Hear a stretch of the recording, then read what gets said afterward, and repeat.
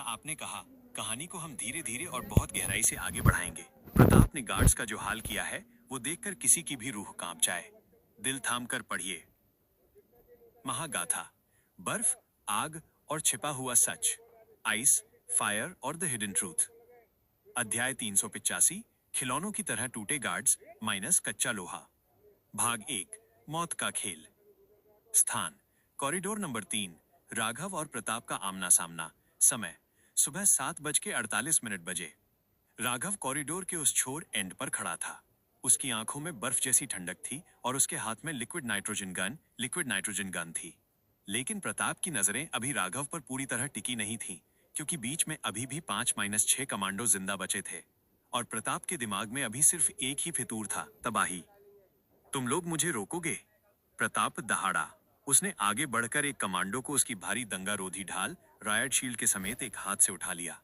वह कमांडो जो 90 किलो का था और उसकी ढाल 20 किलो की।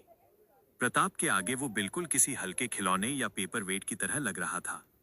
क्रैश! प्रताप ने उस कमांडो को हवा में उछालकर दीवार पर दे मारा। दूसरे कमांडो ने पीछे से प्रताप पर स्टन बैटन बिजली का डंडा से वार किया। प्रताप ने बिना मुड़े अपना दाहिना राइट हाथ पीछे किया, जिसमें 20 किलो का कंक्रीट का टुकड़ा जंजीर से बंधा था। वो कंक्रीट का टुकड़ा सीधे उस कमांडो के हेलमेट पर पड़ा। हेलमेट के टुकड़े टुकड़े हो गए। खुशी, जो बक्सों क्रेट्स के पीछे छिपी थी, डर के मारे अपने कान बंद करके बैठी थी। ये कैसा इंसान है? ये एलीट गार्ड्स को ऐसे तोड़ रहा है जैसे मिट्टी के खिलौने हों। भाग 2। राघव का अहंकार। राघव अपनी जगह से 1 इंच भी नहीं हिला। उसकी आंखों के सामने उसकी ब्लैक आर्मी के सबसे बेहतरीन गार्ड्स मूली गाजर की तरह काटे जा रहे थे, पर उसके चेहरे पर कोई शिकन नहीं थी। राघव, जोर से एक ठंडी आवाज में, बस करो जानवर। इन गार्ड्स को मारने से तुम्हें कुछ नहीं मिलेगा। तुम्हारा बॉस मैं हूं। प्रताप रुका। उसने आखिरी कमांडो को जमीन पर फेंका और राघव की तरफ देखा। प्रताप की चमड़ी अभी भी आग की तपिश से लाल चमक रही थी। उसकी आंखों में एक ऐसी भूख थी जो पूरी दुनिया को निगल सकती थी। प्रताप, भारी आवाज में, तू वही सूट वाला कुत्ता है? तूने मुझे बर्फ में बांधा था। अब मैं तेरा खून पीऊंगा। प्रताप ने एक लंबी छलांग लगाई। 6 फुट 4 इंच का वो भारी भरकम आदमी हवा में किसी मिसाइल की तरह राघव की तरफ उड़ा। अध्याय 386। एब्सोल्यूट जीरो माइनस खूनी बर्फ। भाग 1। नाइट्रोजन का ब्लास्ट। राघव घबराया नहीं। उसने अपनी लिक्विड नाइट्रोजन गन की नली बैरल ठीक प्रताप की छाती की तरफ पॉइंट की और ट्रिगर दबा दिया। PHUSSSSSSSHHHHH। -196 डिग्री सेल्सियस की ठंडी गैस का एक भयानक ब्लास्ट प्रताप के सीने पर पड़ा। हवा में एकदम से आग और बर्फ टकराई। प्रताप का शरीर जो 100 डिग्री से ज्यादा गर्म था, उस पर जब इतनी ठंडी गैस पड़ी तो एक भयानक थर्मल शॉक हुआ। HIIISSSS। पूरे कॉरिडोर में एक घना सफेद धुआं, स्टीम भर गया। कुछ ही सेकंड्स में आसपास का तापमान इतना गिर गया कि दीवारों पर जमा हुआ पानी बर्फ बनकर जमने लगा। प्रताप हवा में ही जम गया और जमीन पर भारी आवाज के साथ गिरा। थर्ड, उसकी छाती पर एक मोटी बर्फ की परत लेयर जम चुकी थी। उसकी नसें जो लाल थीं, अब नीली पड़कर ठोस सॉलिड हो गईं। भाग 2। झूठी जीत। राघव बंदूक नीचे करके धुएं के बीच आगे बढ़ा। उसके होठों पर एक अहंकार भरी मुस्कान थी। राघव, तुम्हारी आग कितनी भी तेज क्यों ना हो, विज्ञान साइंस के आगे सब घुटने टेकते हैं। मैंने कहा था ना, तुम मेरे सामने पत्थर बन जाओगे। खुशी ने बक्सों के पीछे से ये सब देखा। उसकी आंखों से आंसू बहने लगे। राघव, तुम कब से इतने पत्थर दिल हो गए? तुमने उस आदमी को जिंदा जमा दिया। तुम्हें थोड़ी सी भी दया नहीं आई? खुशी को अब अपने पति से डर लगने लगा था। उसे लगा कि राघव जीत गया है और वो आदमी मर चुका है। लेकिन वॉइड एनर्जी विज्ञान के नियम नहीं मानती। अध्याय 387। सन्नाटे में दरार माइनस वो मरा नहीं है। भाग 1। बर्फ में धड़कन। धुआं थोड़ा छंटने लगा था। राघव प्रताप के जमे हुए शरीर के ठीक सामने खड़ा था। प्रताप की आंखें खुली थीं, पर उनमें कोई हलचल नहीं थी। तभी राघव को एक आवाज सुनाई दी। धक धक। ये प्रताप के दिल की धड़कन थी। वो इतनी तेज और भारी थी कि जमीन पर कंपन, वाइब्रेशन महसूस हो रही थी। राघव की मुस्कान गायब हो गई। नहीं, लिक्विड नाइट्रोजन के बाद दिल धड़क नहीं सकता। खून जम जाना चाहिए। क्रैक। प्रताप की छाती पर जमी बर्फ में एक छोटी सी दरार क्रैक आई और फिर एक लाल रोशनी उस बर्फ के अंदर से चमकने लगी। प्रताप का दिमाग, वॉइड सिस्टम, उस ठंड को एक नई तरह की ऊर्जा में बदल कन्वर्ट रहा था। भाग 2, मौत का हाथ। इससे पहले कि राघव पीछे हट पाता या दोबारा बंदूक लोड कर पाता, बूम! प्रताप की छाती से बर्फ के टुकड़े बम की तरह फूटे। प्रताप ने एक झटके में अपना दाहिना हाथ आगे बढ़ाया और राघव की लिक्विड नाइट्रोजन गन की नली बैरल को जोर से पकड़ लिया। राघव चौंक गया। प्रताप का हाथ इतना गर्म था कि बंदूक का स्टील पिघलने मेल्ट लग गया। प्रताप धीरे धीरे घुटनों के बल खड़ा हुआ। उसकी आंखें अब लाल से नीले ब्लू रंग में बदल रही थीं, जो कि प्योर वॉइड का संकेत था। प्रताप राघव की आंखों में देखते हुए, तेरी बर्फ मीठी थी।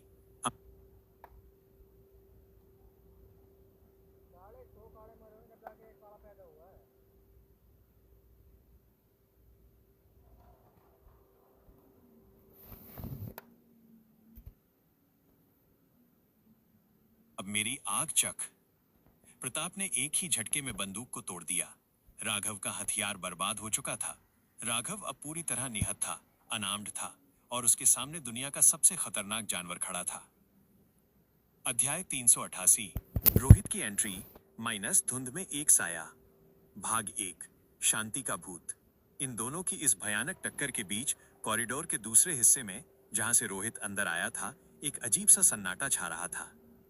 रोहित द घोस्ट डीजे अपने लंबे बाल और काली हुडी में धुएं के बीच से आगे बढ़ रहा था। उसकी आंखें आधी बंद थीं। उसने हाथ हवा में आगे किए हुए थे, जैसे वो किसी अदृश्य इनविजिबल तार को छू रहा हो। रोहित बड़बड़ाता हुआ, दो आवाजें, एक आग की, एक बर्फ की, दोनों बेसुरी, आउट ऑफ ट्यून हैं। मुझे इन्हें ठीक करना होगा। रोहित को अभी तक राघव या प्रताप का चेहरा नहीं दिखा था, क्योंकि धुआं बहुत घना था, पर वो ठीक उसी कॉरिडोर की तरफ चल रहा था जहां ये मौत का खेल चल रहा था। भाग 2, खुशी की गलती। इधर खुशी, जो बक्सों के पीछे छिपी थी, उसने देखा कि प्रताप ने राघव की बंदूक तोड़ दी है और अब वो राघव को मारने वाला है। चाहे राघव कितना भी बदल गया हो, था तो वो खुशी का पति ही। खुशी का डर उसके प्यार के आगे छोटा पड़ गया। इससे पहले कि प्रताप अपना अगला वार राघव पर करता, खुशी अपनी छुपने वाली जगह से बाहर निकल आई। खुशी रोते हुए जोर से चिल्लाई, नहीं, छोड़ दो उन्हें। कॉरिडोर में खुशी की आवाज गूंजी। राघव ने मुड़कर देखा। उसके होश उड़ गए। खुशी, ये यहां कैसे आई? प्रताप भी रुका। उसने खुशी की तरफ देखा। एक औरत यहां, इस मौत के मैदान में? प्रताप की नीली आंखें खुशी पर टिक गईं। उसके अंदर का जानवर किसी को नहीं पहचानता था। उसके लिए खुशी भी सिर्फ एक शिकार, टारगेट थी। कहानी का विश्लेषण, सस्पेंस का चरम। विज्ञान बनाम वॉइड, राघव का घमंड टूट गया है। लिक्विड नाइट्रोजन भी प्रताप को नहीं रोक पाई। प्रताप अब एक नए और ज्यादा खतरनाक रूप में आ चुका है। खुशी का सामना। खुशी अब सीधे प्रताप के आगे खड़ी है। राघव निहत्था है। अगर प्रताप ने खुशी पर हमला किया तो राघव क्या करेगा? रोहित का करीब आना। रोहित बस वहां पहुंचने ही वाला है। क्या उसकी धुन प्रताप को शांत कर पाएगी या बात और बिगड़ जाएगी? नताशा की पुलिस। बाहर सायरन की आवाजें आना शुरू हो गई हैं। अगले एपिसोड में क्या राघव अपनी पत्नी को बचा पाएगा बिना अपनी वॉइड शक्तियों का इस्तेमाल किए? और जब प्रताप, राघव और रोहित एक दूसरे को धुएं में देखेंगे, तो क्या वो रीबूट सिस्टम फिर से क्रैश होगा? सस्पेंस अब अपने सबसे खतरनाक मोड़ पर आ गया है। क्या मैं आगे की कहानी बनाऊं? क्योंकि धुएं के बीच अब वो होने वाला है जो विज्ञान की किताबों में नहीं लिखा। महागाथा, अदृश्य ढाल, एक अजनबी धुन और भागने की रात, the invisible shield, an alien melody और द नाइट ऑफ एस्केप। अध्याय 389, प्यार की ढाल, खामोश धड़कने। भाग 1, मौत का झपट्टा। स्थान, अरावली बेस, कॉरिडोर 3, धुएं और बर्फ के बीच। खुशी अपनी छुपने की जगह से बाहर आ गई थी। वो सीधे उस राक्षस प्रताप के सामने खड़ी थी। प्रताप की नीली, प्योर वॉइड आंखें खुशी पर टिक गईं। उसके अंदर का जानवर किसी को नहीं पहचानता था, ना अपने भाई को, ना अपनी भाभी को। उसे सिर्फ ये पता था कि जो भी सामने है वो उसका शिकार है। प्रताप जोर से दहाड़ा और उसने अपना भारी, बर्फ से जमा हुआ हाथ खुशी की तरफ बढ़ाया। खुशी डर के मारे अपनी जगह पर जम गई। उसने अपनी आंखें बंद कर लीं। खुशी! राघव की वो ठंडी, कॉर्पोरेट आवाज अचानक कांप उठी। उसका वो पत्थर का दिल, जो जयपुर के बाद से किसी के लिए नहीं धड़का था, अचानक जोर से धड़कने लगा। राघव को कुछ याद नहीं था, उसके पास कोई हथियार नहीं था, लेकिन एक इंसानी प्यार ने उसके अहंकार को पीछे धकेल दिया। राघव बिजली की रफ्तार से खुशी और प्रताप के बीच कूद गया। उसने खुशी को अपनी बाहों में भर लिया और प्रताप की तरफ अपनी पीठ कर दी। वो अपनी पत्नी को बचाने के लिए अपनी जान देने को तैयार था। भाग 2, एक अनजाना अनुनाद, द अनसीन रेजोनेंस। प्रताप का वो मुक्का जो कंक्रीट की दीवारों को चकनाचूर कर सकता था, राघव की पीठ की तरफ पूरी ताकत से आया। खुशी ने राघव की शर्ट कसकर पकड़ ली थी, लेकिन मुक्का राघव की पीठ से टकराया ही नहीं। वो मुक्का राघव की पीठ से सिर्फ 1 इंच दूर हवा में ही रुक गया। BZZZZZT, दोनों राघव और प्रताप के शरीर के बीच हवा में एक हल्की सी पारदर्शी ट्रांसपेरेंट नीली लहर उठी। ये वॉइड का राज था। वॉइड किंग, राघव का अवचेतन मन, सबकॉन्शियस माइंड खतरे को भांपकर बिना राघव की जानकारी के एक अदृश्य ढाल, इनविजिबल फोर्स फील्ड बना रहा था।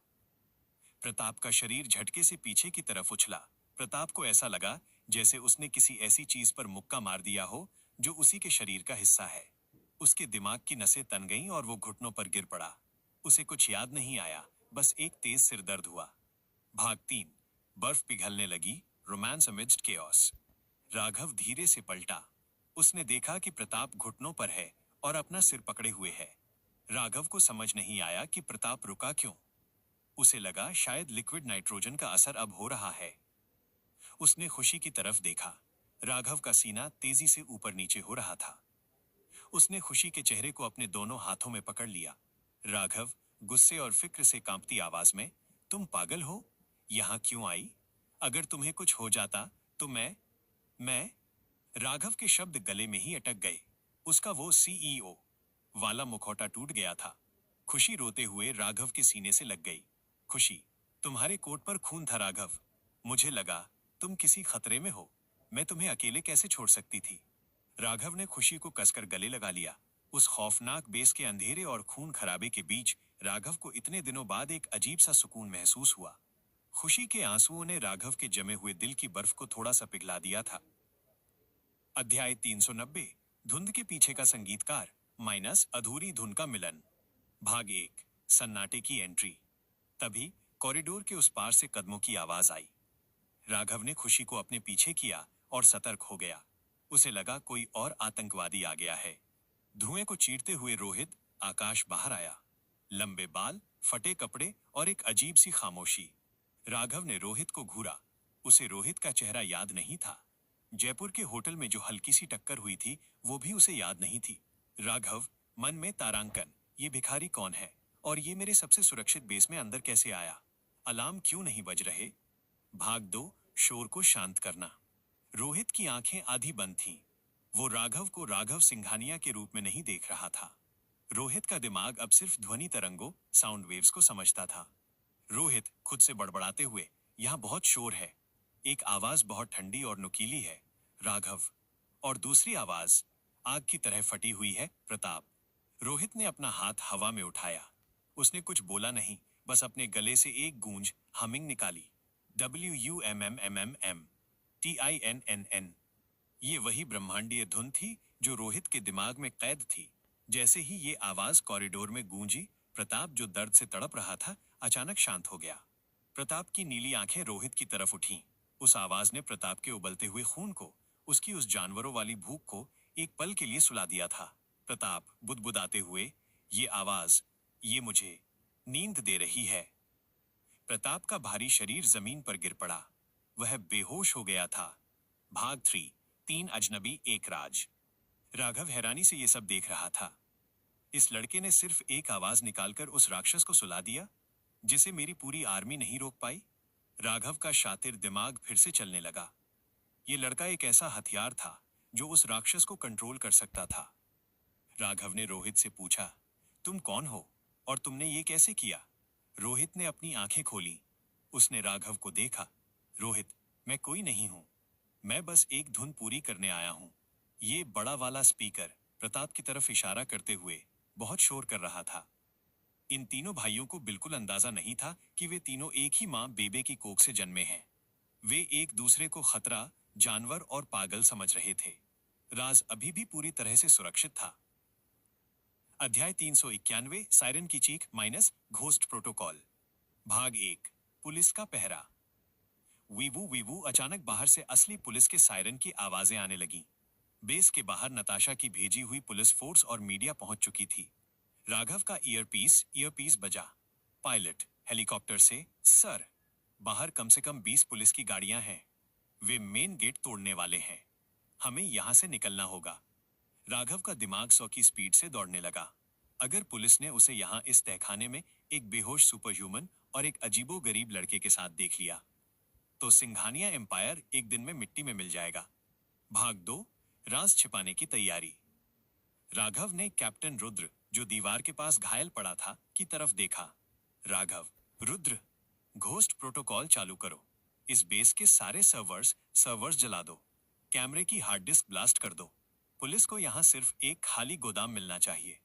राघव ने रोहित की तरफ देखा। सुनो लड़के, अगर तुम जिंदा रहना चाहते हो तो मेरे साथ चलो। पुलिस तुम्हें आतंकवादी समझकर गोली मार देगी।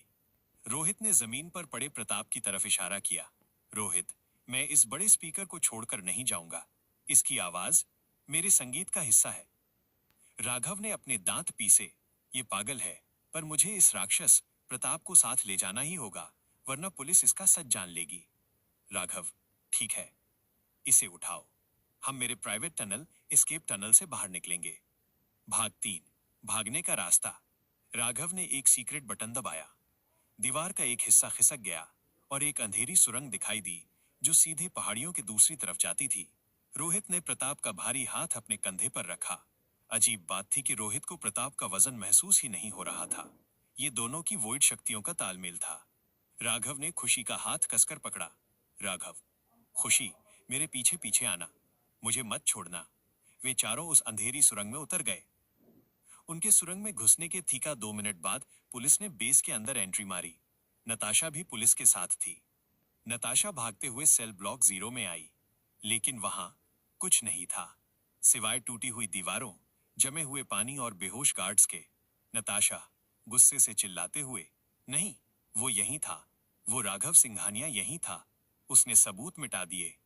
राघव फिर से दुनिया की आंखों में धूल झोंक चुका था। अध्याय 392 अंडरग्राउंड बंकर माइनस एक नया गठबंधन। भाग 1 सुरक्षित ठिकाना। स्थान अरावली की दूसरी तरफ। राघव का एक पुराना सीक्रेट फार्म हाउस का बेसमेंट। समय सुबह के 9 बजे। वे चारों उस सेफ हाउस में पहुंच चुके थे। ये एक बड़ा सा अंडरग्राउंड कमरा था जिसमें मेडिकल सप्लाई और खाने का सामान था। प्रताप को एक बड़े लोहे के पलंग पर लिटा दिया गया था। वो अभी भी गहरी नींद हाइबरनेशन में था। रोहित एक कोने में फर्श पर बैठा था और अपनी आंखें बंद करके हवा में उंगलियां चला रहा था, जैसे कोई अदृश्य गिटार बजा रहा हो। राघव एक कुर्सी पर बैठा था। वो बुरी तरह थक चुका था। उसके कोट पर खून और धूल लगी थी। भाग 2 पत्नी का प्यार और सच का पर्दा। खुशी ने फर्स्ट एड बॉक्स निकाला। वो राघव के पास आई। उसने कॉटन पर डिटॉल लगाया और राघव के माथे पर लगे कट को साफ करने लगी। राघव ने अपनी आंखें बंद कर लीं। कमरे में सिर्फ उन दोनों की सांसों की आवाज थी। रोहित अपने ही ख्यालों में खोया था। राघव ने धीरे से खुशी का हाथ पकड़ लिया। राघव, बहुत धीमी और नर्म आवाज में, आज तुमने मेरी जान बचाने के लिए खुद को मौत के आगे कर दिया। मुझे लगा था कि मेरा पैसा और मेरी आर्मी मुझे बचाएगी, पर आज मेरी ढाल तुम थी। खुशी की आंखों में आंसू आ गए। उसने राघव के बालों में हाथ फेरा। खुशी, तुम चाहे कितने भी बदल जाओ राघव, लेकिन वो गैराज वाला राघव मेरे अंदर हमेशा जिंदा रहेगा। मैं तुम्हें ऐसे ही मरने नहीं दे सकती। लेकिन राघव, मुझे सच बताओ, ये दोनों लोग कौन हैं? ये राक्षस कौन है? भाग 3 राज अभी बाकी है। राघव ने प्रताप और रोहित की तरफ देखा। राघव को अभी भी कुछ याद नहीं था। उसका दिमाग उसके लिए सिर्फ थ्योरी बना रहा था। राघव, मुझे नहीं पता खुशी, ये बड़ा वाला आदमी विज्ञान का कोई डरावना चमत्कार है, और ये लड़का, मुझे नहीं पता ये आवाज से इसे कैसे कंट्रोल करता है। पर एक बात तय है, राघव की आंखों में फिर से सीईओ वाली चमक आ गई। अब ये दोनों मेरे कब्जे में हैं। मैं इन दोनों का राज पता लगाऊंगा, और जो कोई भी मेरे एम्पायर को गिराना चाहता है, नताशा, मैं इन दोनों का इस्तेमाल करके उसे खत्म कर दूंगा। राघव को नहीं पता था कि वो किन आग के गोलों से खेल रहा है। वो अपने ही भाइयों को अपना हथियार बनाने की सोच रहा था। कहानी का विश्लेषण, सस्पेंस और आगे का रास्ता। रोमांस, राघव और खुशी के बीच दूरियां थोड़ी कम हुई हैं। खतरे ने उन्हें करीब ला दिया है। अदृश्य ढाल का राज, प्रताप का मुक्का राघव को क्यों नहीं लगा? ये राज अभी भी बरकरार है। अजीब गठबंधन, तीनों भाई अब एक ही कमरे में हैं, लेकिन वे अजनबी हैं। राघव बॉस है, प्रताप हथियार है और रोहित कंट्रोलर है। नताशा की हार, नताशा को खाली हाथ लौटना पड़ा, लेकिन अब वो और भी खतरनाक चाल चलेगी। मिट्टी का नया खेल, अधूरी धुन और एक प्यारी सी रात, the game of dust, the incomplete melody और अ लवली नाइट। अध्याय 393, सन्नाटे की चीख, माइनस कांच और आवाज। भाग 1, नई सुबह, पुरानी आग। स्थान, राघव का सीक्रेट अंडरग्राउंड सेफ हाउस। समय, सुबह के 11 बजे। प्रताप की आंखें धीरे से खुली। उसके दिमाग में अभी भी एक भारीपन था। उसने अपने हाथ पैर हिलाए। इस बार उसके जिस्म पर कोई लोहे की भारी जंजीरें नहीं थी।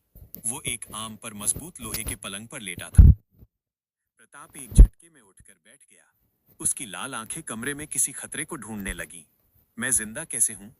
वो बर्फ, वो आग और फिर वो अजीब सी आवाज। तभी उसकी नजर कमरे के अंधेरे कोने पर गई। वहां जमीन पर रोहित आकाश बैठा था। रोहित के हाथ में पानी से भरा एक कांच का ग्लास था।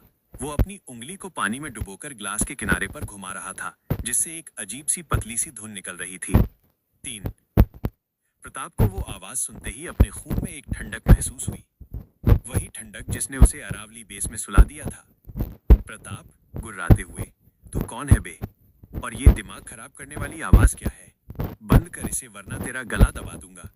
भाग 2, अदृश्य धागे, द इनविजिबल थ्रेड्स। रोहित ने ग्लास से उंगली नहीं हटाई। वो आधी बंद आंखों से प्रताप को घूरता रहा। रोहित, एक शांत पर रहस्यमयी आवाज में, तुम मुझे मार लो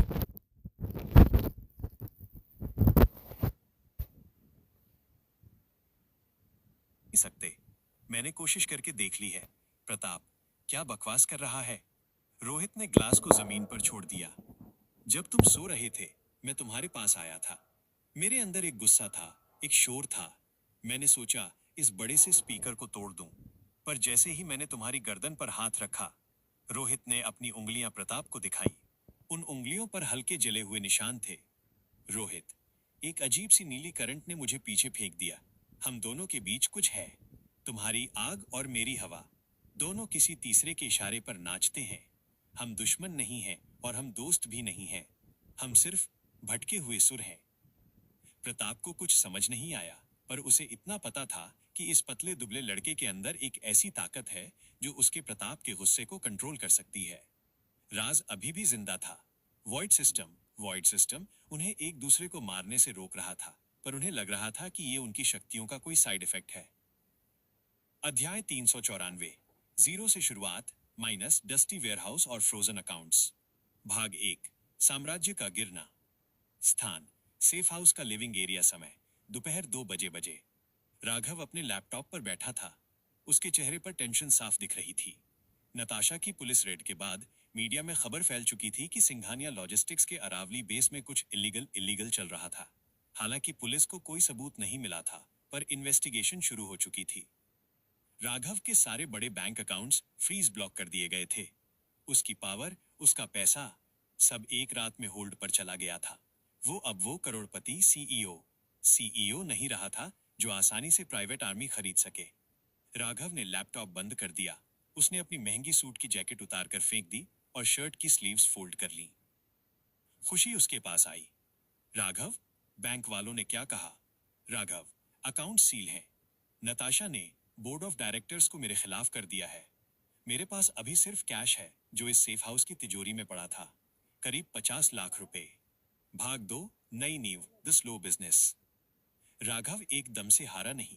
उसके अंदर का मैकेनिक और वॉइड किंग दोनों जाग चुके थे।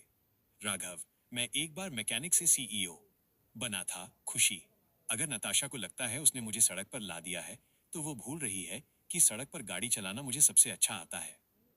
राघव ने डिसाइड किया कि वो एक नया छोटा बिजनेस शुरू करेगा। एक ऐसी जगह जहां वो इन दोनों, प्रताप और रोहित को छिपा सके, उनकी ताकत को समझ सके और दुनिया की नजरों से बचा रहे। अगले दिन राघव भेस बदलकर कैप और नॉर्मल कपड़े पहनकर दिल्ली के सबसे पुराने इंडस्ट्रियल एरिया ओखला फेस 2 गया। वहां उसने एक बहुत पुराना, कबाड़ से भरा, धूल खाता हुआ एक छोटा सा वेयर हाउस किराए पर लिया। उसकी छत से पानी टपकता था, दीवारें सीलन डैम्पनेस से भरी थी और जमीन पर पुराने लोहे का कबाड़ पड़ा था। राघव ने एक पुराना बोर्ड बनवाया और बाहर लटका दिया, resonance acoustic and scrap labs. Resonance acoustic और स्क्रैप लैब्स, ये कोई बड़ी आईटी कंपनी या लॉजिस्टिक्स एम्पायर नहीं था। ये एक स्ट्रगल की शुरुआत थी। राघव को खुद झाड़ू लगानी पड़ी, कबाड़ उठाना पड़ा। उसका एक्सपेंसिव परफ्यूम अब धूल और पुराने ग्रीस की महक में बदल गया था। बिजनेस स्लो था और शुरुआत मिट्टी से हो रही थी। अध्याय 395, तेल, धूल और प्यार माइनस एक कटिंग चाय की रात। भाग 1, पुराना राघव, नया सुकून। स्थान रेजोनेंस लैब्स, नया वेयरहाउस। समय रात के 10 बजे। एक हफ्ता बीत चुका था। राघव रात दिन इस नए कबाड़ खाने लैब को सेट करने में लगा था। वो पुराने जनरेटर्स ठीक कर रहा था ताकि प्रताप के लिए एक एनर्जी चेंबर बना सके। राघव जमीन पर लेटा था, एक जनरेटर के नीचे घुसा हुआ था। उसके चेहरे पर काला ग्रीस लगा था, कपड़े गंदे थे और हाथ ऑयल से सने हुए थे। पिछले 1 साल में पहली बार वो अपने असली रूप मैकेनिक राघव में दिख रहा था। तभी लैब का पुराना लोहे का शटर आवाज के साथ खुला। खुशी अंदर आई। उसके हाथ में एक थर्मस और 2 स्टील के ग्लास थे।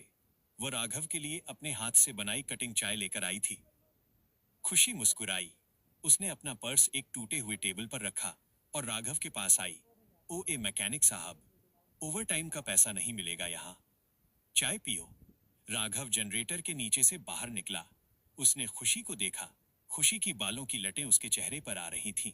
राघव को अचानक महसूस हुआ कि उसने पिछले 6 महीने में अपनी पत्नी को ढंग से देखा तक नहीं था। भाग 2, अधूरी रोशनी, रोमांस। राघव उठकर बैठा। उसने अपने गंदे हाथों से चाय का ग्लास लेने से मना किया। राघव, मेरे हाथ गंदे हैं खुशी, तुम पिला दो। खुशी ने मुस्कुराते हुए ग्लास राघव के होठों से लगा दिया। चाय की गर्माहट ने राघव के थके हुए जिस्म को सुकून दिया। खुशी ने अपने दुपट्टे से राघव के माथे का पसीना और ग्रीस पोंछा।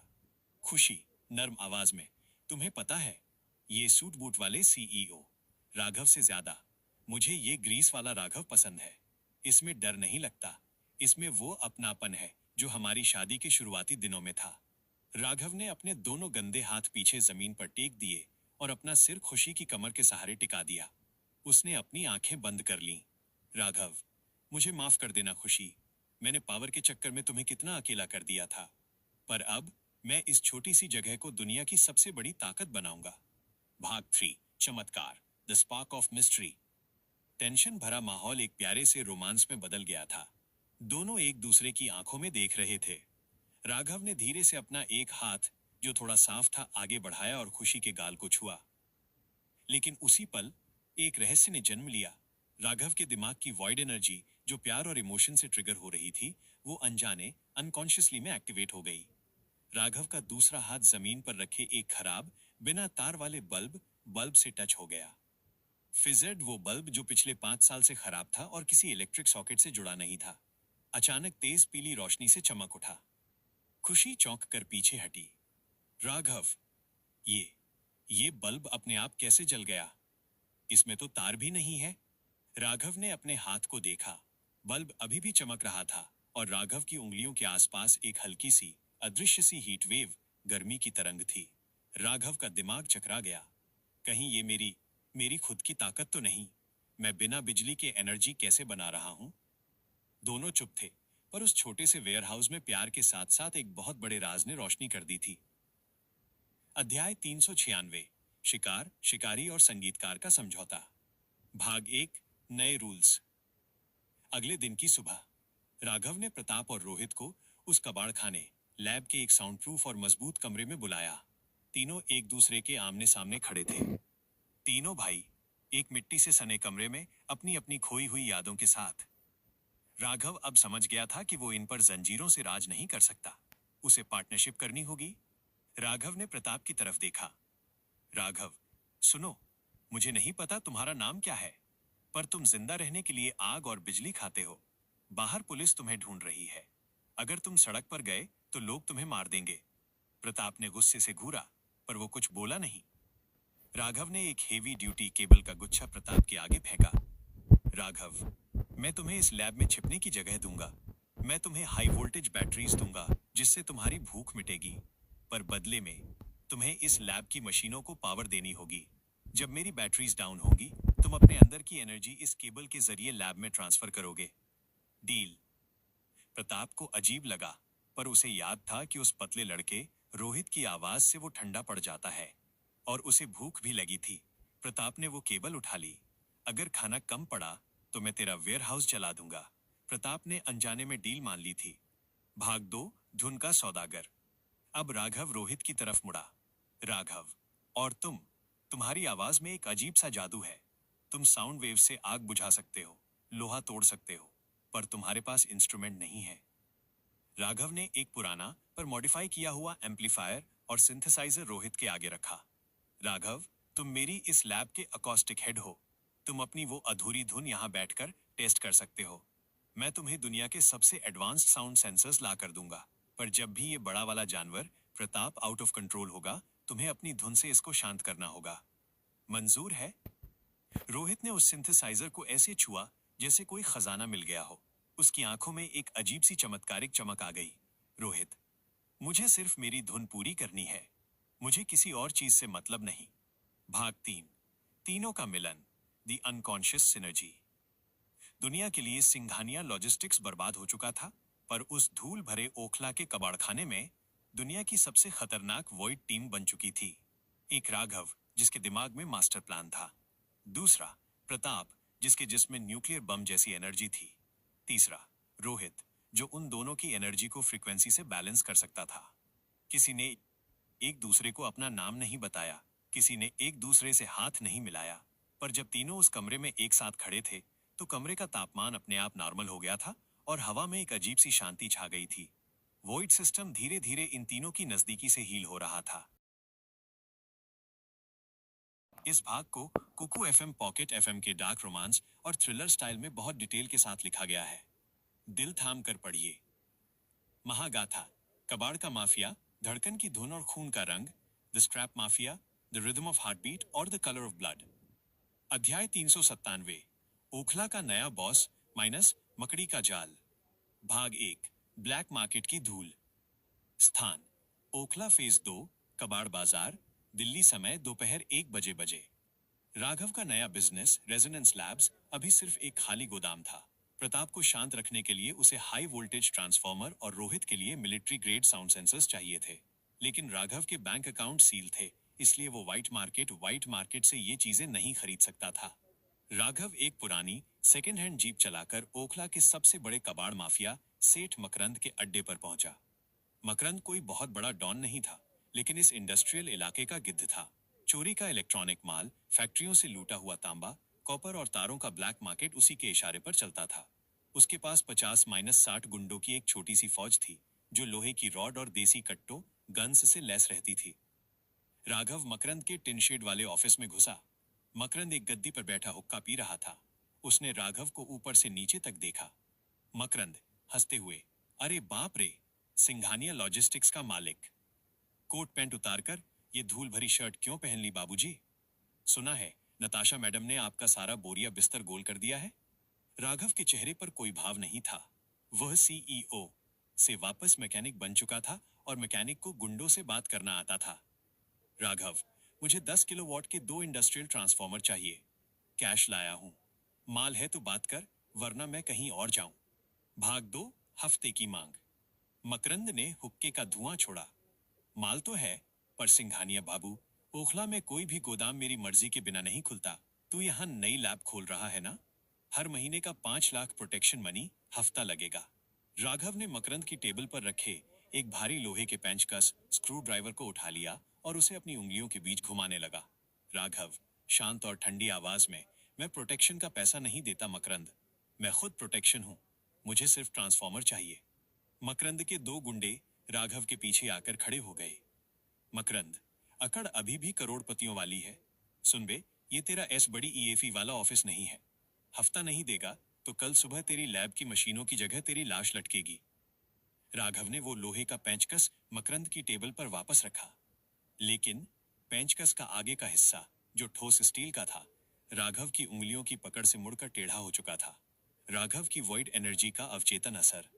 राघव वहां से मुड़ा और बाहर निकल गया। मकरंद ने जब उस टेढ़े पेंचकस को देखा तो उसके पसीने छूट गए। इंसान के हाथ से स्टील कैसे मुड़ गया? पर मैं भी मकरंद हूं। इस सूट वाले को इसकी औकात याद दिलानी पड़ेगी। अध्याय 398। बारिश, चाय और एक अनकहा डर। रोमांस और मिस्ट्री। भाग 1। टपकती छत और नजदीकियां।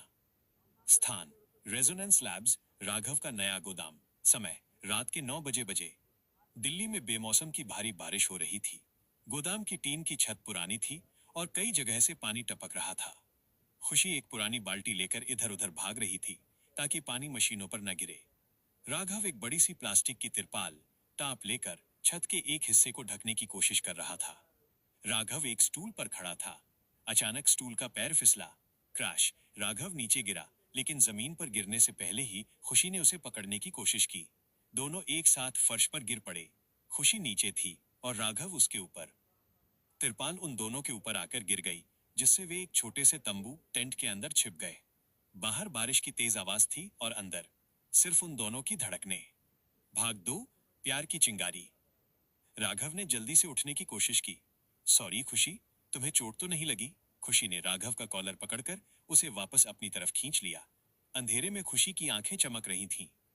खुशी हल्की मुस्कान के साथ, जब तुम सीईओ थे तो हमारे बीच एक बड़ी सी डाइनिंग टेबल होती थी। आज हम इस कबाड़खाने में फर्श पर गिरे हैं, पर पता नहीं क्यों मुझे आज तुम सबसे ज्यादा अपने लग रहे हो। राघव का दिल पिघल गया। उसने खुशी के भीगे हुए बालों को उसके चेहरे से हटाया। राघव, मैं तुम्हें फिर से वो महलों वाली जिंदगी दूंगा खुशी। मैं हार नहीं मानूंगा। खुशी, मुझे महल नहीं चाहिए राघव, मुझे बस तुम चाहिए। वो राघव जो मुझसे कोई राज न छिपाए। राघव की आंखें झुक गईं। राज तो बहुत बड़े थे। प्रताप और रोहित दूसरे साउंड प्रूफ कमरों में थे। भाग 3। अनजानी ऊर्जा। राघव ने खुशी के होठों पर धीरे से अपने होंठ रख दिए। इस पुरानी सीलन भरी लैब में उनका प्यार फिर से जवां हो रहा था। लेकिन उसी पल राघव की भावनाओं, इमोशंस का सीधा कनेक्शन उसकी वॉइड एनर्जी से था। जैसे ही उसने खुशी को चूमा, उनके आसपास पड़े लोहे के कबाड़ में एक हल्का सा नीला करंट, ब्लू स्पार्क दौड़ने लगा। BZZZT, BZZZT।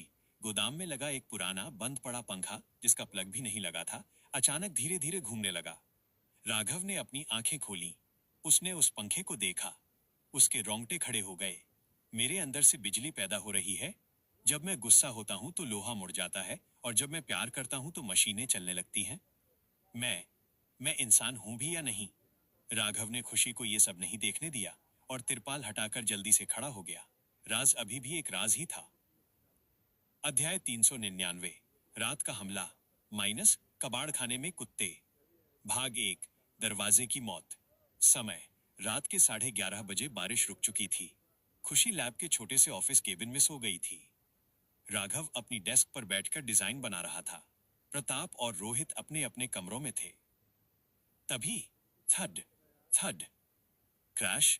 गोदाम का भारी शटर किसी ने ट्रक से टक्कर मारकर तोड़ दिया। अंदर 15 गुंडे घुस आए। उनके हाथों में लोहे की चेन, हॉकी स्टिक और बिजली वाले शॉक बैटन, स्टन गन्स थे। सबसे आगे मकरंद का खासम खास गुंडा रंगा खड़ा था। रंगा, ओए सिंघानिया, सेठ मकरंद का हफ्ता नहीं दिया ना? आज तेरी ये लैब भी जलेगी और तू भी टूटेगा। भाग 2। मालिक का गुस्सा। राघव अपनी डेस्क से उठा। उसने अपना चश्मा उतारा और मेज पर रख दिया। राघव, चेतावनी देते हुए, यहां से निकल जाओ। तुम नहीं जानते तुम किस जगह आ गए हो। रंगा हंसा और उसने अपने आदमियों को इशारा किया। मारो साले को। 3 गुंडे राघव की तरफ दौड़े। राघव ने अपनी मुट्ठी भींची।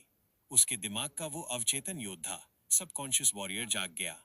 राघव ने पहले गुंडे के हाथ से लोहे की रॉड छीनी और 1 सेकंड से भी कम समय में उसे गुंडे के घुटने पर दे मारी। क्रैक। दूसरे गुंडे को राघव ने कॉलर से पकड़ा और हवा में उठाकर सीधा मशीन के भारी जनरेटर पर फेंक दिया। राघव की रफ्तार और ताकत किसी आम इंसान से 10 गुना ज्यादा थी, लेकिन गुंडे 15 थे। 2 गुंडों ने पीछे से आकर राघव की पीठ पर भारी चेन से वार किया। स्लैश। राघव की शर्ट फट गई, लेकिन चेन उसकी चमड़ी को काट नहीं पाई। वॉइड की अदृश्य ढाल। फिर भी झटके से राघव घुटनों पर आ गया। तभी रंगा ने अपनी 50,000 वोल्ट की शॉटगन, स्टन बटन निकाली और राघव की गर्दन पर लगा दी। BZZZZZZZ। राघव दर्द से कराह उठा। अध्याय 400। नींद से जागा दानव और खामोश गूंज। भाग 1। बिजली की गंध। राघव की गर्दन पर जैसे ही वो 50,000 वोल्ट का करंट लगा, उस करंट की आवाज और महक पूरे गोदाम में फैल गई। और लैब के अंदर बने उस मोटे लोहे के दरवाजे के पीछे प्रताप की लाल आंखें खुल गईं। प्रताप को राघव से कोई हमदर्दी नहीं थी, उसे कोई याददाश्त नहीं थी कि राघव उसका भाई है। प्रताप तो सिर्फ उस बिजली की गंध से जागा था। उसे भूख लगी थी। बूम! लोहे का वो भारी दरवाजा जिसमें प्रताप बंद था, एक जोरदार धमाके के साथ टूटकर बाहर आ गिरा। सारे गुंडे चौंक कर उस तरफ देखने लगे। धूल के बीच से प्रताप बाहर निकला। 6 फुट 4 इंच का विशाल शरीर, आंखें लाल। रंगा डर गया। ये कौन है बे? प्रताप रंगा की तरफ बढ़ा। रंगा ने घबराकर वो शॉटगन प्रताप की छाती पर लगा दी। BZZZZZ। प्रताप मुस्कुराया। उसने अपनी आंखें बंद कर लीं। करंट प्रताप के शरीर को नुकसान पहुंचाने के बजाय उसकी नसों में समाने लगा। उसकी नसें नीली चमकने लगीं। प्रताप, बैटरी कमजोर है, पर नाश्ते के लिए ठीक है। प्रताप ने रंगा का हाथ पकड़ा और उस शॉटगन को अपने हाथों में ही मरोड़कर चकनाचूर कर दिया। फिर उसने रंगा को गर्दन से उठाया और 20 फीट दूर फेंक दिया। भाग 2। अजनबी की धुन, द हेलुसिनेशन फ्रीक्वेंसी। बाकी 12 गुंडे डर के मारे भागने वाले ही थे कि तभी लैब के ऊपर वाले हिस्से से एक अजीब सी आवाज गूंजने लगी। WUMMMM TINNN WUMMM। ये रोहित था। वो ऊपर बालकनी में खड़ा था। उसने अपने नए सिंथेसाइजर को लैब के स्पीकर से जोड़ दिया था। रोहित ने एक खास कॉर्ड प्ले की। यह कोई आम संगीत नहीं था। ये एक हेलुसिनेशन फ्रीक्वेंसी थी, जो सीधे इंसानी दिमाग के उस हिस्से पर वार करती थी जो डर और याददाश्त को कंट्रोल करता है। आवाज सुनते ही सारे गुंडे अपनी जगह पर रुक गए। उनके कान बजने लगे। उन्हें चक्कर आने लगा। उनकी आंखों के सामने अंधेरा छाने लगा और उन्हें भयानक डरावने साए दिखने लगे। गुंडे पागलों की तरह चीखने लगे, भूत! यहाँ भूत है, भागो! वे अपनी हॉकी स्टिक और लोहे की रॉड वहीं छोड़कर पागलों की तरह एक दूसरे के ऊपर गिरते पड़ते गोदाम से बाहर भाग गए। उन्हें कल सुबह तक याद भी नहीं रहेगा कि उन्होंने अंदर असल में क्या देखा था। भाग 3। 3 अजनबी और एक राज। गोदाम में फिर से सन्नाटा छा गया। राघव जमीन से उठा।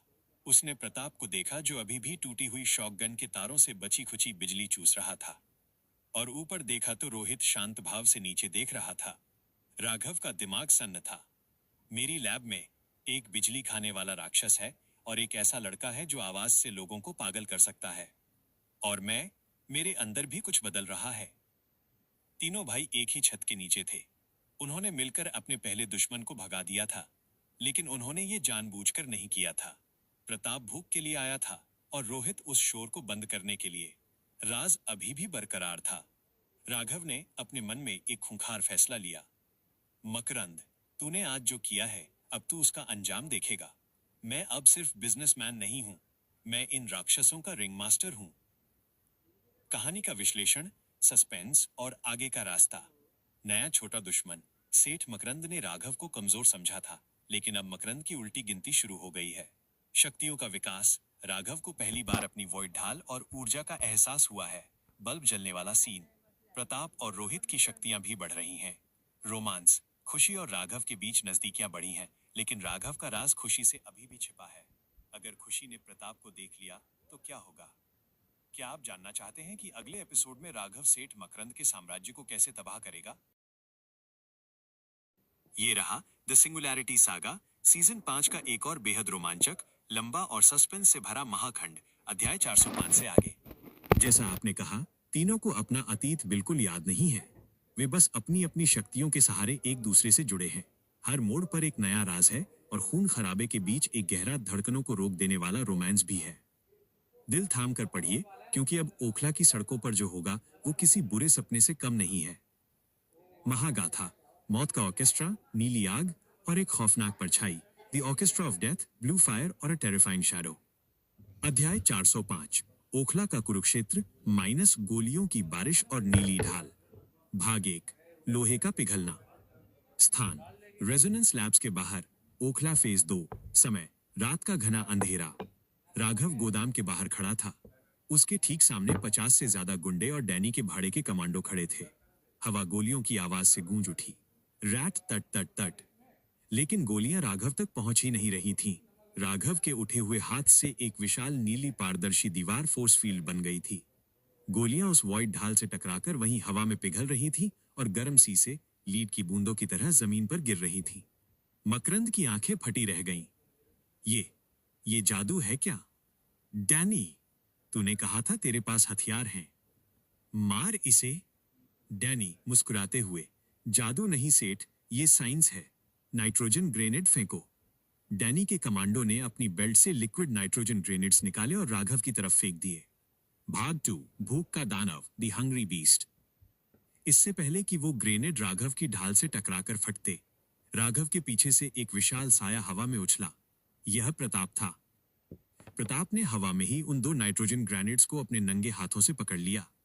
बूम! ग्रेनेड्स प्रताप के हाथों में ही फट गए। -196 डिग्री की बर्फीली गैस ने प्रताप के हाथों को जमा दिया। मकरंद हंसा। गया साला, जम गए इसके हाथ। लेकिन अगले ही सेकंड प्रताप की आंखें लाल कोयले की तरह चमक उठीं। उसने एक गहरी सांस ली। वो ठंड, वो जमा देने वाली गैस प्रताप के शरीर के रोम छिद्रों पोरस से अंदर जाने लगी। प्रताप का वॉइड सिस्टम उस एक्सट्रीम टेम्परेचर को खाने कंज्यूम लगा। बर्फ पिघलकर भाप बन गई और प्रताप के हाथों की नसें नीली रोशनी से धड़कने लगी। प्रताप एक खौफनाक हंसी के साथ, ठंडा था, अब गर्मा गर्म परोसता हूं। प्रताप ने जमीन पर पैर पटका। क्रैक! सड़क बीच से फट गई। वो एक झटके में 50 फीट दूर खड़े कमांडो के बीच घुस गया। उसने एक कमांडो को कॉलर से पकड़ा और उसे हवा में किसी खाली बोरी की तरह घुमाकर 2 गाड़ियों पर दे मारा। गाड़ियां पिचक गईं। प्रताप अब लड़ नहीं रहा था, वो शिकार कर रहा था। राज, मिस्ट्री, डैनी के पास नाइट्रोजन ग्रेनेड कहां से आए? ये वही तकनीक थी जो राघव ने अपनी सीक्रेट लैब में बनाई थी। डैनी को राघव की इस तकनीक के बारे में किसने बताया? कोई तो है जो पर्दे के पीछे से खेल रहा है। अध्याय 406, मौत की सिम्फनी माइनस रोहित का कंसर्ट। भाग 1, डैनी का jammer, the frequency jammer. Danny समझ गया कि ये शारीरिक ताकत की लड़ाई नहीं है। उसने अपनी गाड़ी से एक बड़ी सी मशीन निकाली। High frequency jammer, high frequency jammer. चालू करो इसे, इनके दिमाग के नर्वस सिस्टम को क्रैश कर दो। डैनी ने चिल्लाकर आदेश दिया। जैमर ऑन होते ही एक अजीब सी स्क्रीच की आवाज पूरे इलाके में फैल गई। ये आवाज इंसानी कानों को सुनाई नहीं देती, लेकिन दिमाग को सुन्न कर देती है। प्रताप अचानक रुक गया। उसने अपना सिर पकड़ लिया। राघव की नीली ढाल भी झिलमिलाने, फ्लिकर लगी। तभी गोदाम की बालकनी से एक शांत आवाज आई। तुम्हारा सुर बहुत बेसुरा है। भाग 2, death chord, the death chord. ये रोहित था। उसने अपने कंधे पर लटके सिंथेसाइजर को गोदाम के बड़े बड़े इंडस्ट्रियल स्पीकर से जोड़ दिया था। रोहित की आंखें बंद थीं। उसे याद नहीं था कि वो कौन है, लेकिन उसे ये पता था कि ध्वनि, साउंड उसकी गुलाम है। रोहित ने अपनी उंगलियों से कीबोर्ड पर एक खास कॉर्ड प्ले की। WUMMMM, DHOOOMMM। ये मृत्यु की धुन थी। रोहित के स्पीकर से निकली ध्वनि तरंगों ने हवा में एक ऐसी लहर पैदा की जो सीधे डैनी के जैमर की तरंगों से टकराई। BZZZZ crash. डैनी का जैमर ब्लास्ट हो गया। लेकिन रोहित की धुन यहीं नहीं रुकी। वो धुन सीधे मकरंद के गुंडों के दिमाग में घुस गई। अचानक 40 से ज्यादा गुंडे अपने कान पकड़कर जमीन पर गिर पड़े। उनके कानों और नाक से खून बहने लगा। वे पागलों की तरह चीखने लगे। बंद करो, मेरे दिमाग में आग लग रही है, मुझे बचाओ। गुंडे अपना मानसिक संतुलन खो बैठे थे। वे एक दूसरे को ही दांतों से काटने लगे। ओखला का वो कबाड़ बाजार अब एक जीते जागते नर्क में बदल चुका था। राज, मिस्ट्री, जब डैनी के जैमर और रोहित की धुन हवा में टकराई तो उस एक सेकंड के लिए हवा में ध्वनि तरंगों से एक अजीब सा नक्शा, कॉस्मिक मैप बन गया था। ये किसी और गैलेक्सी, वॉइड गैलेक्सी का कोऑर्डिनेट था। रोहित ने उसे अपनी बंद आंखों से महसूस कर लिया था। ये धुन उसे घर बुला रही थी। अध्याय 407, खून से सने हाथ और एक कांपता हुआ आलिंगन, रोमांस और रिडेम्पशन। भाग 1, दानव का खौफ। लड़ाई खत्म हो चुकी थी। मकरंद के गुंडे या तो बेहोश थे या पागलों की तरह भाग चुके थे। मकरंद खुद अपनी जीप में बैठकर दुम दबाकर भाग गया था। डैनी भी चुपचाप अंधेरे का फायदा उठाकर खिसक चुका था। सड़क पर गाड़ियां जल रही थीं।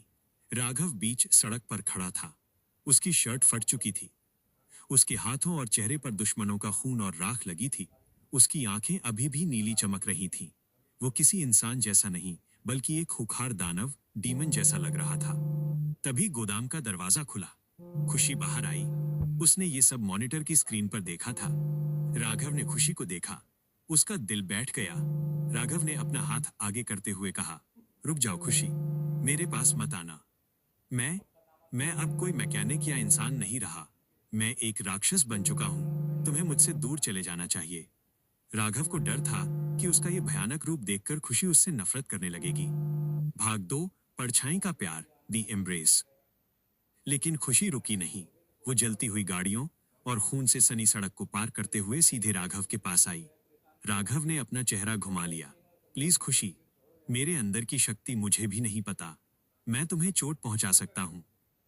खुशी ने अपने दोनों कोमल हाथ राघव के खून से सने चेहरे पर रख दिए। खुशी की आंखों में कोई डर नहीं था, सिर्फ बेइंतहा प्यार और आंसू थे। खुशी कांपती लेकिन मजबूत आवाज में, मैंने कहा था ना राघव, परछाई साथ नहीं छोड़ती। तुम चाहे पूरी दुनिया के लिए राक्षस बन जाओ, लेकिन मेरे लिए तुम हमेशा मेरे वही राघव रहोगे। राघव ने अपनी आंखें बंद कर लीं। जैसे ही खुशी ने उसे प्यार से छुआ, राघव की आंखों की वो खौफनाक नीली चमक, वॉइड एनर्जी धीरे धीरे शांत होने लगी। उसका शरीर नॉर्मल हो गया। राघव टूटकर रो पड़ा। उसने खुशी को अपनी बाहों में कसकर भींच लिया। उस खून खराबे और जलती हुई लाशों के बीच दो दिल एक दूसरे से लिपटकर अपनी इंसानियत वापस ढूंढ रहे थे। राज, मिस्ट्री। जब राघव ने खुशी को गले लगाया तो खुशी के कंधे पर जो लोहे से छिलने का एक पुराना घाव था, वो राघव की वॉइड एनर्जी के स्पर्श से एक ही सेकंड में भर गया, हील हो गया। राघव को समझ नहीं आया, क्या उसकी शक्तियां अब खुशी के शरीर में भी जा रही हैं? क्या खुशी भी बदल रही है? अध्याय 408, कठपुतली का असली मालिक माइनस एक नया दुश्मन। भाग 1, खामोश समझौता। राघव खुशी को लेकर लैब के अंदर आ गया। प्रताप और रोहित पहले से अंदर थे। प्रताप 4 हाई वोल्टेज बैटरियों के तार पकड़कर बैठा था। वो अपनी खर्च हुई ऊर्जा वापस ले रहा था।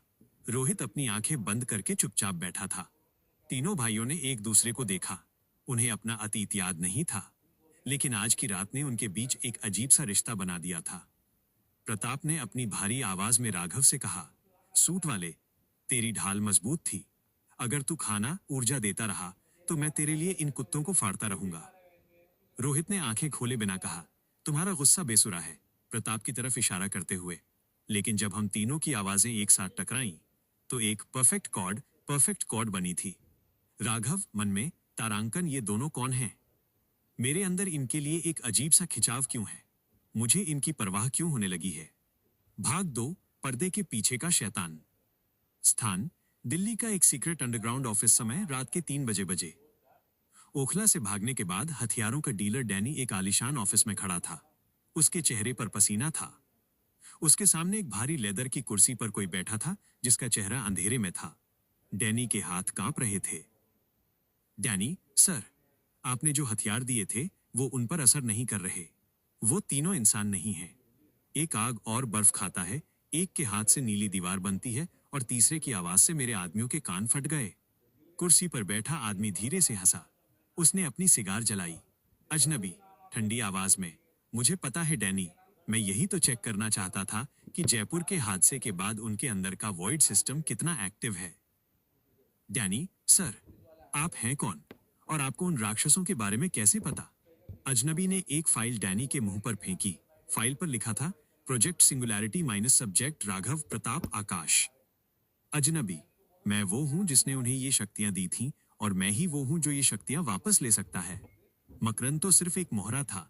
अब असली खेल शुरू होगा। राज, मिस्ट्री, ये नया दुश्मन कौन है? क्या ये डिपार्टमेंट 7 का कोई गद्दार है या फिर वॉइड गैलेक्सी से आया कोई एलियन स्काउट जिसने इंसानी रूप ले लिया है? कहानी का विश्लेषण, आगे का सफर। शक्तियों का संगम। तीनों भाइयों को पहली बार अपनी शक्तियों का एक साथ सिंक्रोनाइज्ड इस्तेमाल करने का मौका मिला। उन्हें याद नहीं कि वे भाई हैं, लेकिन खून का रिश्ता उन्हें जोड़ रहा है।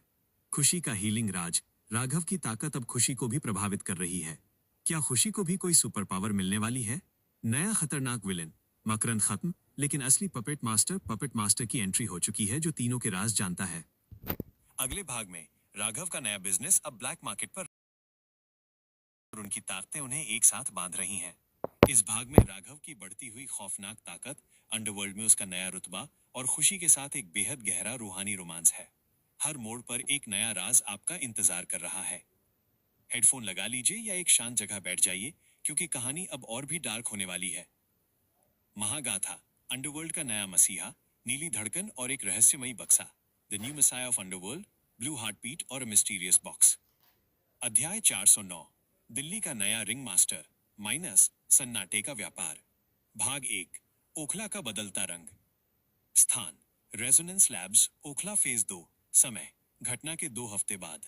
सेठ मकरंद के खात्मे और डैनी के गुंडों की हार के बाद ओखला के ब्लैक मार्केट में एक खौफनाक सन्नाटा छा गया था।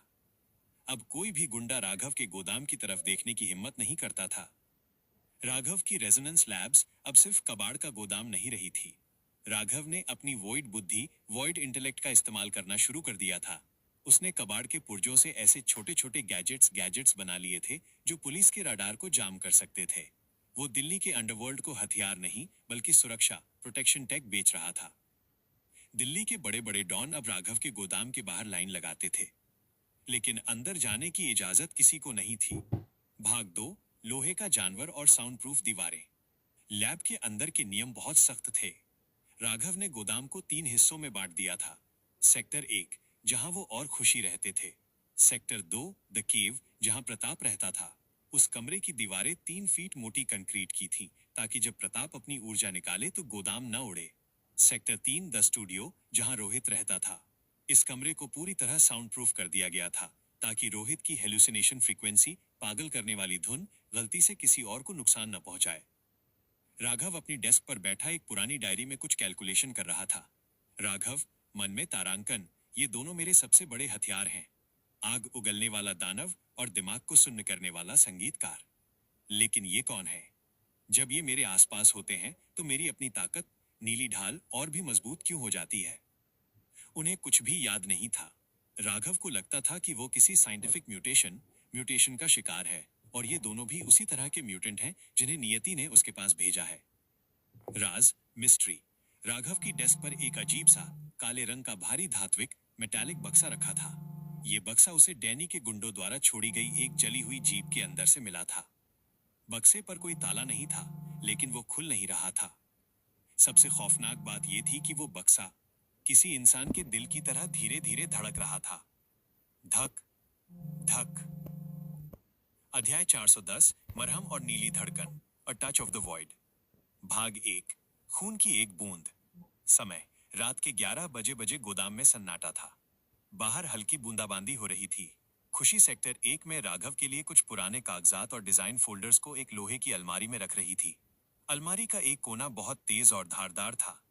अचानक खुशी का हाथ उस धारदार किनारे से छिल गया। टीएसएस, खुशी के मुंह से एक सिसकी निकल गई। घाव गहरा था और उसकी हथेली से खून की एक मोटी धार बहने लगी। राघव, जो अपनी डेस्क पर उस धड़कते हुए काले बक्से को घूर रहा था, खुशी की आवाज सुनकर तुरंत मुड़ा। उसकी सुपर हियरिंग ने खून के टपकने की आवाज तक सुन ली थी। वो 1 सेकंड से भी कम समय में खुशी के पास पहुंच गया। खुशी, दिखाओ मुझे। राघव की आवाज में एक अजीब सी तड़प थी। भाग 2, प्यार का healing touch, the romantic miracle. Raghav ने खुशी के लहूलुहान हाथ को अपने हाथों में ले लिया। वो फर्स्ट एड लाने के लिए मुड़ने ही वाला था कि तभी खुशी ने राघव की आंखों में देखा। उन आंखों में जो फिक्र थी, उसने खुशी के दर्द को कम कर दिया। खुशी, मैं ठीक हूं राघव, बस थोड़ा सा कट गया है। राघव ने खुशी के घाव पर अपना अंगूठा रखा। जैसे ही राघव के अंगूठे ने खुशी के खून को छुआ, राघव के अंदर का वॉइड सिस्टम प्यार और डर के इमोशन से ओवरड्राइव में चला गया। BZZZ। राघव की उंगलियों से एक बेहद खूबसूरत गहरी नीली रोशनी निकलने लगी। ये रोशनी किसी आग की तरह नहीं, बल्कि एक ठंडे सुकून देने वाले पानी की तरह थी। वो रोशनी खुशी के घाव के अंदर समाने लगी। खुशी की आंखें आश्चर्य से फैल गईं। उसने देखा कि उसकी त्वचा के कटे हुए हिस्से आपस में जुड़ने लगे हैं। खून का बहना रुक गया और सिर्फ 3 सेकंड के अंदर वो गहरा घाव पूरी तरह से गायब हो गया। वहां खरोंच का एक निशान तक नहीं बचा था। भाग 3, एक रूहानी जुड़ाव। खुशी की सांसें तेज हो गईं। उसने अपने ठीक हो चुके हाथ को देखा और फिर राघव को। खुशी, कांपती आवाज में, राघव, तुमने ये कैसे किया? तुम मुझे डरा रहे हो। तुम मेरे घाव कैसे भर सकते हो? राघव खुद हैरान था। उसने अपने दोनों हाथों को देखा। उसकी उंगलियों पर अभी भी वो नीली आभा ऑरा चमक रही थी। राघव ने खुशी को अपनी ओर खींचा और उसे अपनी बाहों में कस लिया। राघव खुशी के बालों में फुसफुसाते हुए, मुझे नहीं पता खुशी, मुझे सच में नहीं पता कि मैं क्या बन रहा हूँ। जब मैं गुस्सा होता हूँ तो मेरे हाथों से लोहे की दीवारें पिघल जाती हैं, और जब मैं तुम्हें दर्द में देखता हूँ तो मेरे हाथों से मरहम निकलता है। शायद मेरी ये शक्तियां मेरे प्यार की गुलाम हैं। खुशी ने अपने हाथ राघव की गर्दन में डाल दिए। उस ठंडी और रहस्यमयी लैब में दोनों के बीच एक बेहद गहरा, रूहानी और भावुक पल बन गया। राघव ने खुशी के होठों को चूम लिया। राज, मिस्ट्री। जब राघव ने खुशी को चूमा तो खुशी के शरीर की नसें एक पल के लिए नीले रंग में चमक उठी। राघव की शक्तियां धीरे धीरे अनजाने में खुशी के डीएनए को भी बदल रही थी। क्या खुशी भी एक सुपर ह्यूमन बनने वाली है? अध्याय 411, लोहे की भूख और एक अनजान आकाशगंगा, इंस्टिंक्ट ऑफ द बीस्ट। भाग 1, कमजोर पड़ती बैटरियां। स्थान, सेक्टर 2, प्रताप की गुफा। समय, रात के 2 बजे। प्रताप अपनी कंक्रीट की गुफा में बेचैन होकर टहल रहा था। राघव ने उसे जो हाई वोल्टेज बैटरियां दी थीं, वे अब प्रताप की भूख मिटाने के लिए काफी नहीं थीं। प्रताप को अब कच्ची ऊर्जा, रॉ एनर्जी चाहिए थी, और तबाही की ऊर्जा, आग की ऊर्जा। वो लोहे की भारी दीवारों पर मुक्के मार रहा था। धूम, धूम। प्रताप दहाड़ते हुए, सूट वाले, मुझे और खाना दे। मेरे अंदर आग जल रही है, मेरी नसें फट रही हैं। उसकी आवाज पूरी लैब में गूंज रही थी। राघव ने सेक्टर 2 का दरवाजा खोला।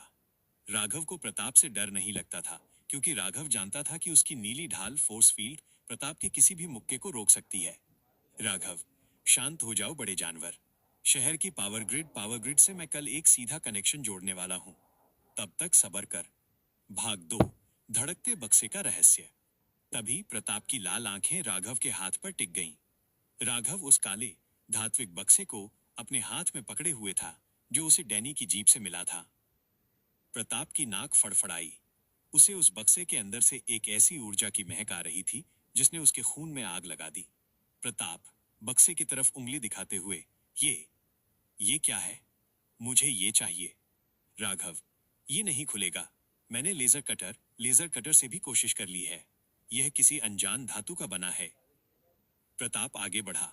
उसकी लाल आंखों में एक अजीब सा सम्मोहन, हिप्नोसिस था। बिना राघव की इजाजत लिए प्रताप ने उस काले बक्से पर अपना भारी हाथ रख दिया।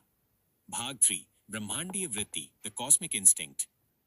जैसे ही प्रताप के हाथ ने उस बक्से को छुआ, ZAAAAPPP, पूरे गोदाम की लाइटें एक झटके में गोल हो गईं। प्रताप को अपना कोई अतीत या अपने भाई याद नहीं आए, लेकिन उसके दिमाग में एक भयानक विजन ट्रिगर हुआ। उसने देखा एक विशाल अंधकारमय आकाशगंगा, डार्क गैलेक्सी।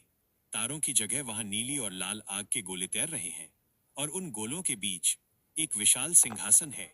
वो एक इंसान नहीं है, वो एक हथियार है जिसे तारों की आग में पिघला कर बनाया गया है। ये कोई याद नहीं थी, ये प्रताप की वृत्ति, इंस्टिंक्ट थी। उसे अपनी उत्पत्ति, ओरिजिन का एक छोटा सा अंश महसूस हुआ था। प्रताप झटके से पीछे हटा। वो हाँफ रहा था। वह काला बक्सा अचानक बीच से खुल गया था। राज, मिस्ट्री। उस बक्से के अंदर कोई बम या हथियार नहीं था। अंदर सिर्फ एक छोटा सा चमकता हुआ लाल पत्थर, रेड वॉइड क्रिस्टल था। ये पत्थर धरती का नहीं था। डैनी के बॉस, द पपेट मास्टर ने ये बक्सा जानबूझकर वहां छोड़ा था, ताकि प्रताप इसे छुए। अध्याय 412, पपेट मास्टर का पहला जाल, माइनस मौत का निमंत्रण। भाग 1, एक अनाम कुरियर। अगली सुबह गोदाम के बाहर एक पार्सल पड़ा था। उस पर कोई नाम या पता नहीं था, सिर्फ एक काला लिफाफा था। राघव ने अपनी नीली ऊर्जा, वॉइड शील्ड से उस पार्सल को स्कैन किया। उसमें कोई विस्फोटक नहीं था। राघव ने पार्सल खोला।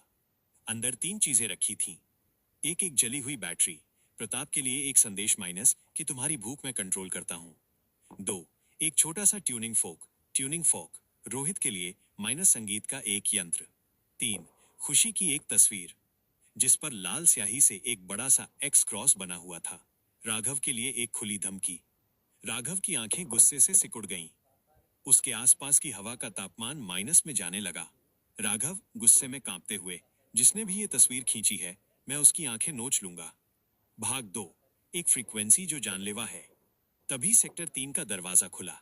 रोहित बाहर आया। उसकी आंखें पार्सल में रखे उस छोटे से ट्यूनिंग फोर्क पर टिकी थीं। रोहित किसी सम्मोहन में था। उसने आगे बढ़कर वो ट्यूनिंग फोर्क उठा लिया। राघव, उसे मत छूना। लेकिन बहुत देर हो चुकी थी। रोहित ने उस ट्यूनिंग फोर्क को पास पड़े एक लोहे के पाइप पर हल्का सा मार दिया। DING, वो कोई आम आवाज नहीं थी। वो एक सिस्टम ओवरराइड फ्रीक्वेंसी थी। जैसे ही वो आवाज गोदाम में गूंजी, अचानक राघव अपने घुटनों पर गिर पड़ा। वो अपनी छाती पकड़कर हांफने लगा। सेक्टर 2 के अंदर से प्रताप की एक दर्दनाक चीख सुनाई दी और रोहित, जिसने वो आवाज की थी, उसके खुद के कान और नाक से खून की धार बहने लगी। तीनों भाइयों के वॉइड सिस्टम को एक साथ क्रैश कर दिया गया था। पपेट मास्टर ने अपनी पहली चाल चल दी थी। वो उन्हें आमने सामने लड़ने नहीं आया था। उसने एक ऐसी आवाज भेजी थी जो इन सुपर ह्यूमंस को अंदर से मार सकती थी। खुशी अपने कमरे से भागती हुई बाहर आई। उसने देखा कि राघव, प्रताप और रोहित तीनों जमीन पर तड़प रहे हैं और उनके नाक से खून बह रहा है। आगे का suspense, next step, the puppet master. ये इंसान कौन है जिसके पास ऐसी फ्रीक्वेंसी है जो तीनों वॉइड किंग्स को घुटनों पर ला सकती है? खुशी की बारी। अब जब तीनों भाई बेबस हैं, तो क्या खुशी उस लाल क्रिस्टल, रेड क्रिस्टल का इस्तेमाल करके उन्हें बचाएगी? क्या उसका बदला हुआ DNA अब काम आएगा? बदले की आग। जब राघव इस हमले से उबरेग, तो वो दिल्ली को किस खौफनाक तरीके से जलाएगा? क्या मैं कहानी के अगले हिस्से में खुशी का वॉइड अवतार और पपेट मास्टर के चेहरे से पर्दा उठाऊं?